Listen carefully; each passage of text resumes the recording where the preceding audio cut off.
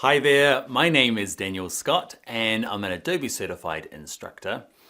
Together, you and me are going to learn how to become a user experience designer using the software Adobe XD. Together, we'll use this UI UX software to create beautiful user interfaces as well as really streamlined user experiences. During this course, we'll work through an actual freelance project that I have on at the moment. It needs both a website and an app built, so it'll give you a really good idea of how to kind of manage your own UX projects. Now, this course is aimed at complete beginners, so there's no need to have any experience in design or UI or UX. You don't even need to know what those terms mean yet. We're going to start right at the beginning and work our way through step by step. So throughout the course, you'll be working on an actual project.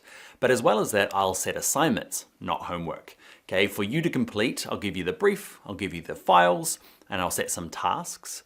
And that will mean you'll be able to develop your own skills, but also you'll be able to create your own projects ready for your own portfolio. So I hope you're ready to upgrade yourself, learn Adobe XD, and become a user experience designer. Unless you're wondering, what does it say? Why is it upside down?